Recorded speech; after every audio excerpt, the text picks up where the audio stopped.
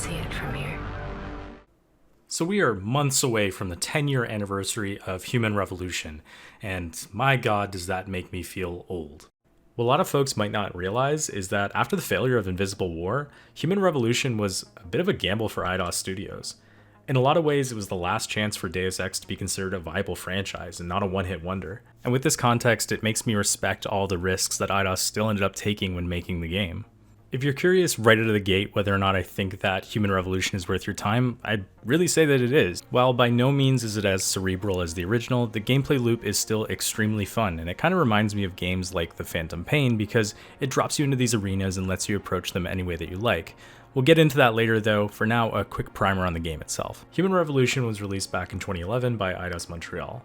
It later received a DLC titled The Missing Link and a director's cut that added a director's commentary, tweaked the gameplay a bit, and improved the energy system and AI. Most notably though, it toned down the notorious yellow filter from the original release, which, if I'm being honest, I really didn't mind at the time, and people have actually modded it back into the game, so I don't know what the hell's going on.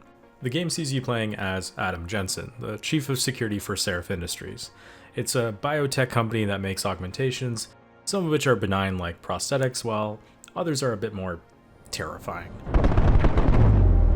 Your day starts normal enough, but that doesn't last very long as Seraph Industry comes under attack by a terrorist organization led by...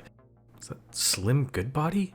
You're mortally wounded, and your boss uses this as an opportunity to make you into the $1 Million Man, which means you get some pretty futuristic stuff, because this game takes place in the far future of... 2027. That's like 6 years away. It's a time of great innovation. Yeah, I don't know, like invisibility, two-tiered cities in China, that doesn't seem like that's gonna happen in 6 years. It's 2027. Anyways, you survive the procedure and refuse to take off your sunglasses, probably because they're now grafted to your face. From here, the premise is fairly straightforward. Find Slim Goodbody and the rest of his goons, discover why Seraph Industries was attacked, and try not to be racist along the way. You boys all look alike to me. Yeah, sorry, you might not have heard me. I said not racist? Wait, what is this? What is this woman doing picking in the garbage right over here? No. Well, shit. If it ain't the captain himself. Just stop talking. I was looking for some action, huh? Speaking of audio, the score for the game is absolutely fantastic. Just take a listen.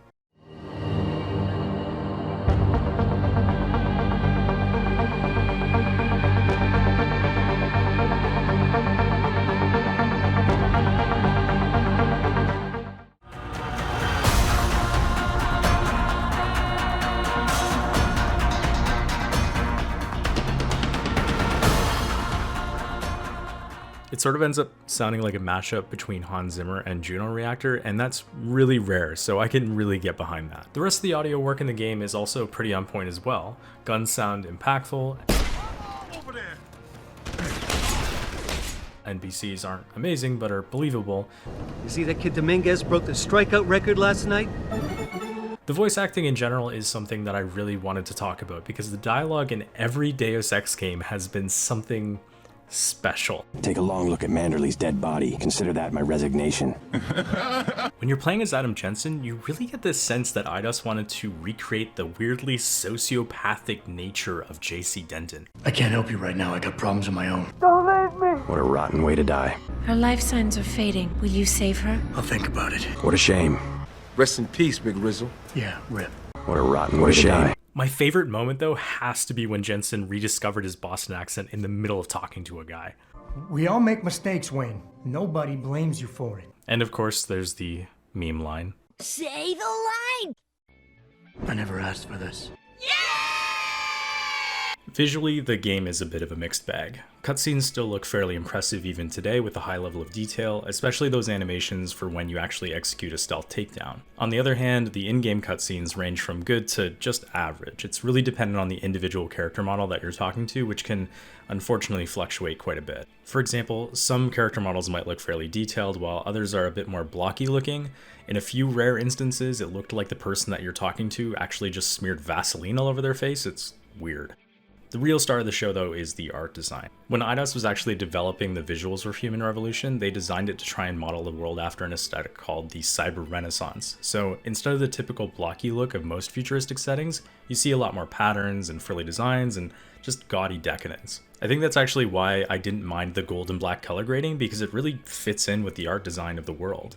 It's kind of funny, but a ton of future settings end up looking samey and boring, reusing the same Blade Runner aesthetic over and over again. So by making this bold decision to have people wear remixed versions of Victorian era garb, Human Revolution actually still stands out against other cyberpunk games, even those released today. Unfortunately though, not everything looks amazing visually, which can probably be blamed on the technological limitations of the time. For example, the game really struggles to populate the world in a believable way. I mean, let's be honest, does this really remind you of a bustling nightclub? Does this remind you of a street facing a major corporation's headquarters? This also extends to the geography of the world as well, with certain layouts making pretty much little to no sense. I mean, watch how quickly we go from Seraph Industry HQ to a broken down gas station with a guy who sells guns inside.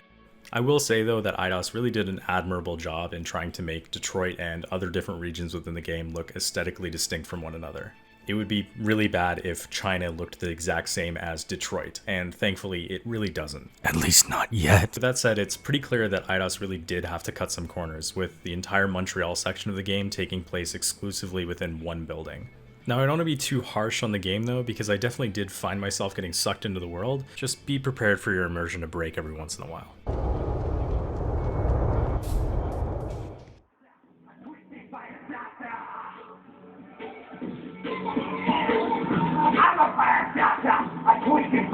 What the fuck? Alright, we have to move on though, or we'll be here all day. In terms of gameplay, Human Revolution really feels like a refinement of what made the original Deus Ex great. Now that might sound like a backhanded compliment, but the RPG elements that are here are meaningful and go beyond inputting stats to make your guns more effective. As a cyborg super soldier, Jensen has access to a ton of different augmentations that can change how you approach the game. Unfortunately though, there are definitely some augmentations that are going to be more valuable than others. For example, the hacking augmentation will allow you to hack through security checkpoints, computers, turrets, all that jazz, which is extremely useful throughout the entire game. The Rebreather perk, on the other hand, lets you circumvent gas. You know, the thing that only like 2 enemies use on you in the entire game? I'd personally recommend putting points into something like hacking or the emotional intelligence perk from the start. The latter is especially useful because it allows you to actually talk your way past a lot of the harder parts of the game, especially those early on that can kind of trip you up a bit. Anyways, in a lot of games, the non-combat perks are usually the least useful, but in Human Revolution, passive augmentations actually end up offering the highest amount of utility. For example, the cloaking upgrade is downright broken, allowing you to skip entire sections of the game. Thankfully though, beyond cloaking, while you do end up feeling more powerful as the game progresses, I don't think there's a lot of times where you'll feel bored by the combat. It's you or me! I think a good part of the reason why the gameplay ends up feeling so satisfying is that you get these on-screen prompts for pretty much every action that you perform. What this means is that every takedown, headshot, or even just finding an out-of-the-way path will end up netting you experience. I'm not sure why, but seeing this displayed in real time just hits differently than how other RPGs typically handle these types of systems. This also goes a long way if you choose to go for a non-lethal run as well, as you end up seeing extra bonuses for getting to the end of an area without being spotted or without killing anyone. In fact, I'd pretty much recommend if you're going through your first playthrough to try and go for a non-lethal run your first time. And I'm not trying to gatekeep here, it's just that during combat sequences, the enemy has a tendency to fall apart quicker than a punching bag ordered from AliExpress.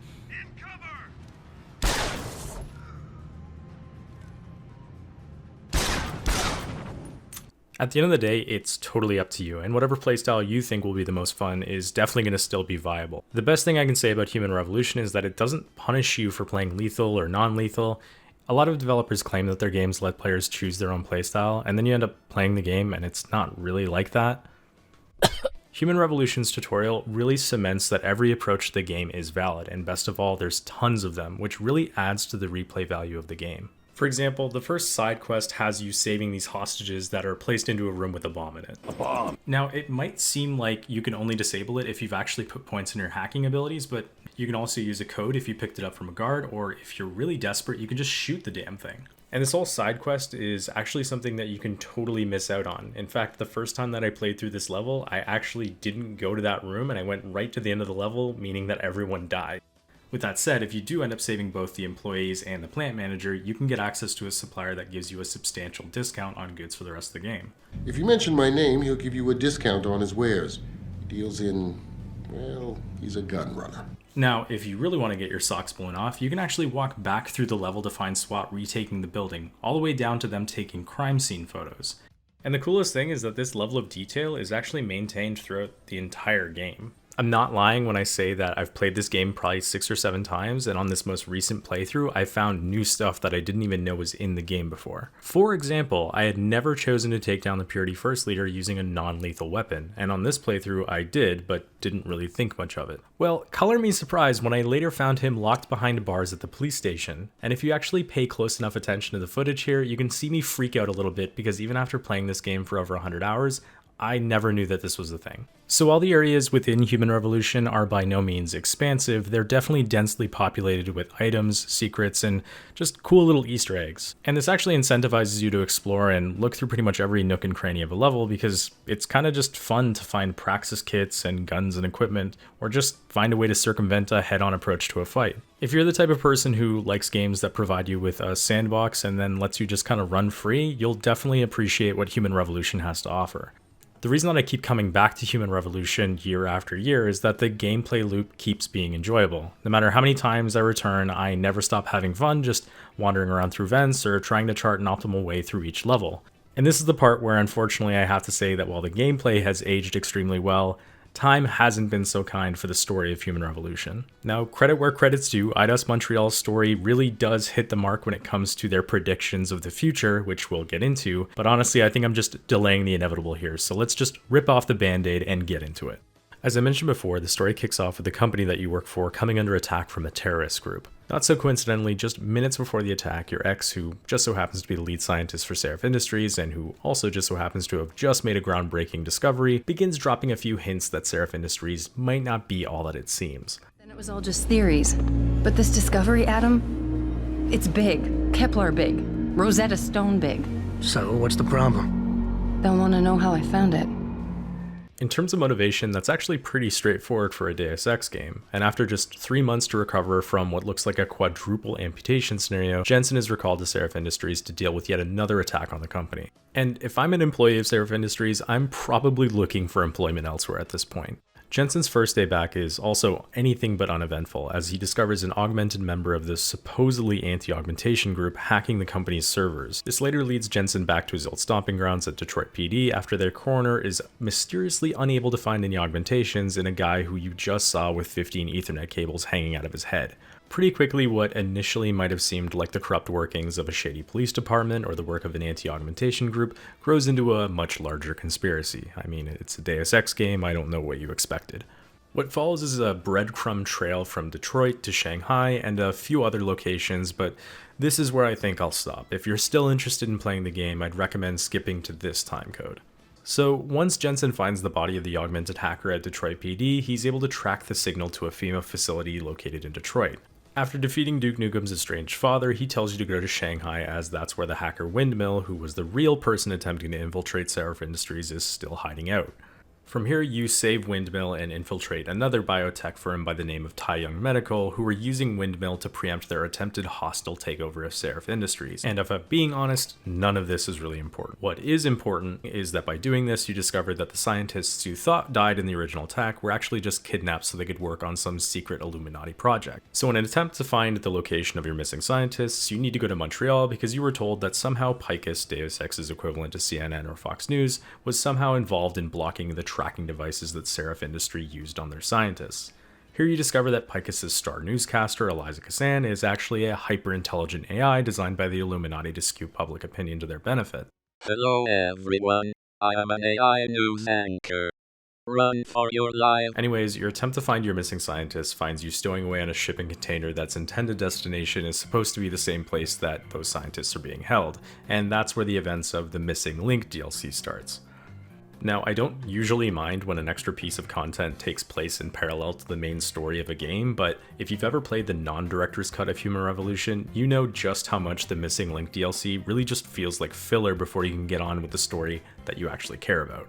Really quickly, the only substantial thing that you learn as part of the Missing Link DLC is that the Illuminati is using female test subjects to run some sort of biological AI, and you actually end up learning that later on in the storyline anyways, so I don't really know why it's here.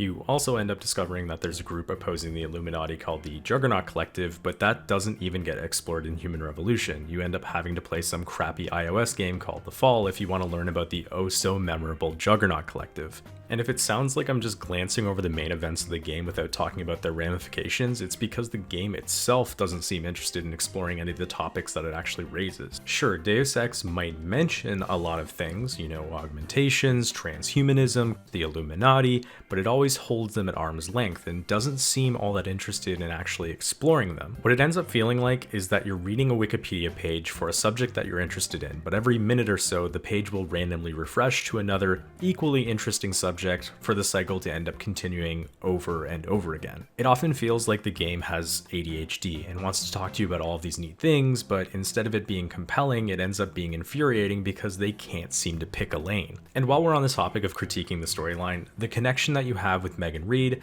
arguably meant to be the emotional core of Human Revolution, is so painfully weak and underdeveloped that it just doesn't land. It's really hard to care about a character when the game itself only dedicates all of 5 minutes to your relationship with her and then anchors the entire events of the game on Jensen wanting to pursue her killer. I risked my life for you, Megan. I came halfway around the world, and for what?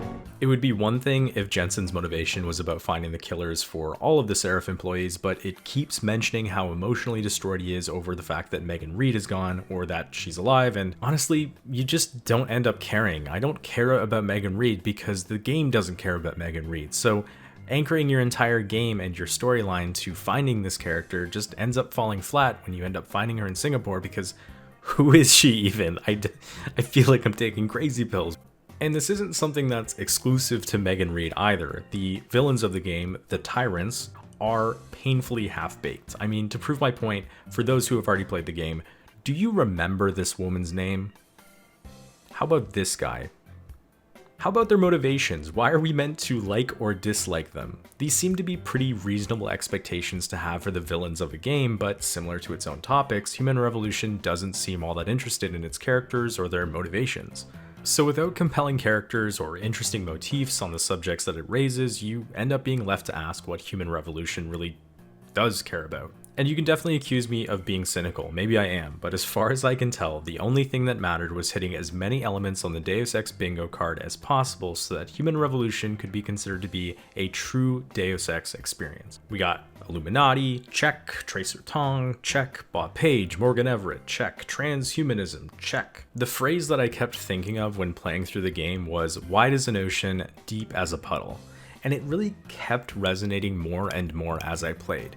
You'd be introduced to all of these seemingly interesting characters and concepts, and you'd kind of be thinking in your head, wow, they've set up so much cool stuff to explore and delve into. I'm really excited to see where this goes, but instead they just keep introducing more people and more concepts and more people and more concepts without ever actually delving into anything of substance. You can say what you want about the original, but players ended up learning more than just the name of specific conspiracy theories when playing through Deus Ex. The original seemed to actually have something to say about all of these things beyond just mentioning them for street cred.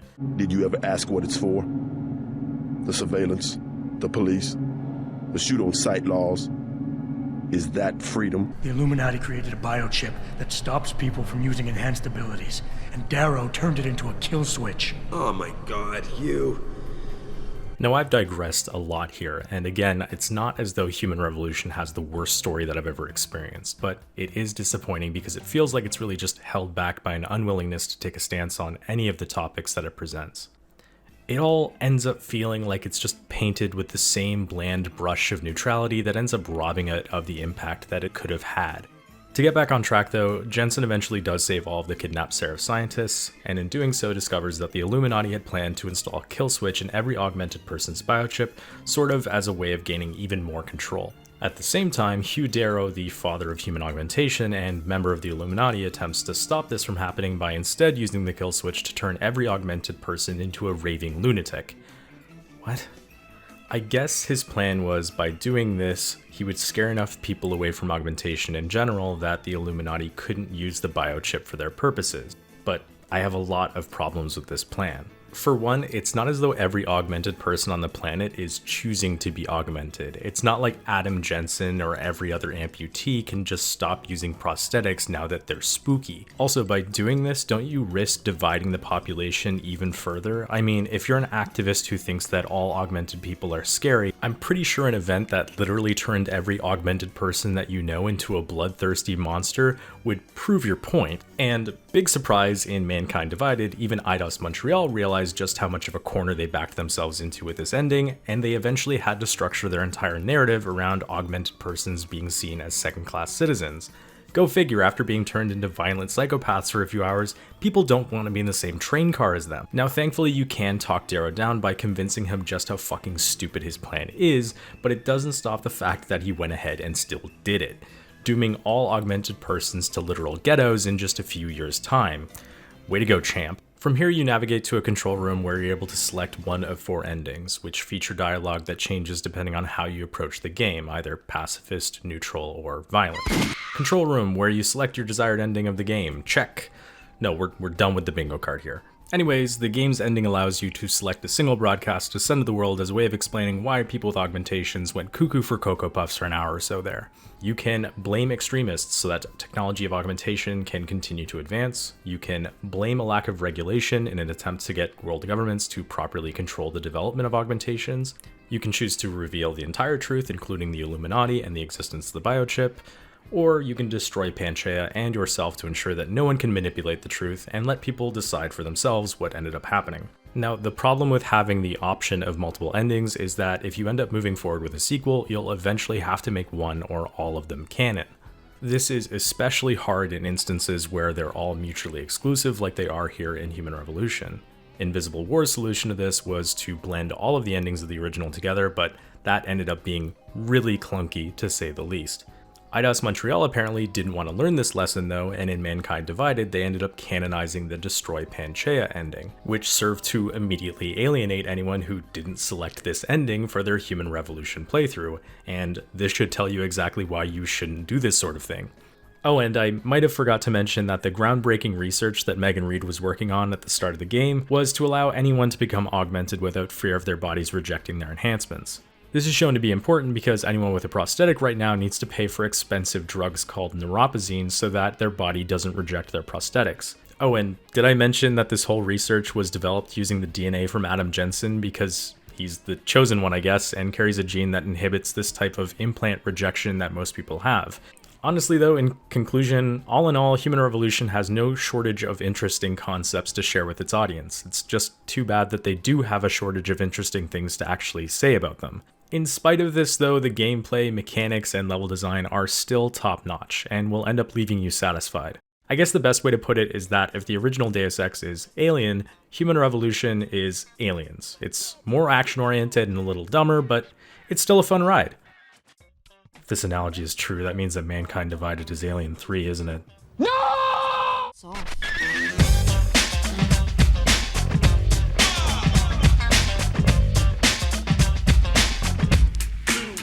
I keep having to re-record this because it's 1 a.m. and I'm making poor life choices right now. So yeah, that was Human Revolution. I think it came off as though I liked the game a lot less than I actually do. I really do love the game, and I come back to it every 3 years, so if the main takeaway seemed negative for the game, that's really my fault, and hopefully I can do better in future videos. Just wanted to say thanks if you got this far. Most people definitely, statistically speaking, probably won't get this far. So if you're one of those people, I just wanted to say, thanks. And if you ended up liking this video, I don't even know if I liked the video at this point, but if you did, subscribing and liking it would be really fantastic and would motivate me to make even more. So yeah, thanks, and hope you have a great rest of your day or night if you're a degenerate like I am right now.